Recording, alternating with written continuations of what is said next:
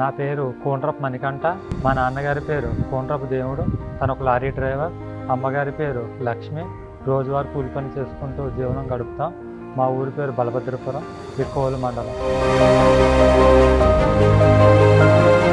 నేను చాలా పేద కుటుంబంలో జన్మించాను. ప్రభుత్వ స్కూల్లో తెలుగు మీడియంలో 10వ తరగతి వరకు పూర్తి చేశాను. తర్వాత అనపర్తిలో BSc పూర్తి చేశాను. ఇంట్లో పరిస్థితులు ఇంకా కఠినంగా మారడంతో ఒక షాప్లో సేల్స్ బాయ్గా పనిచేశాను. తర్వాత కొంతకాలం డ్రగ్ కంపెనీలో జూనియర్ కెమిస్ట్రీగా కూడా పనిచేశాను.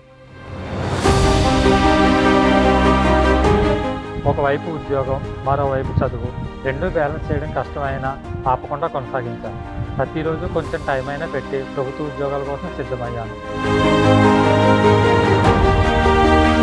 చిన్న అడుగైనా క్రమంగా వేసుకుంటూ పోతే ఫలితాలు వస్తాయని నమ్మకం పెరిగింది. నాన్న అమ్మ రోజు కష్టపడుతూ ఉండటం నాకు మోటివేషన్ అయింది. మా ఇంటి పరిస్థితులు ఏమైనా నా దారిని నిర్మించుకోవాలని అనిపించింది. ఇదంతా చెప్పడానికి కారణం, కష్టం ఎప్పుడు ఉండొచ్చు, కానీ మనం ఆగకపోతే, ముందుకు కదిలితే మార్పు ఖచ్చితంగా వస్తుంది. అలా ఎన్నో అడ్డంకులు ఒడిదుడుకుల మధ్య 2025 PC మెయిన్స్ నేను క్లియర్ చేశాను.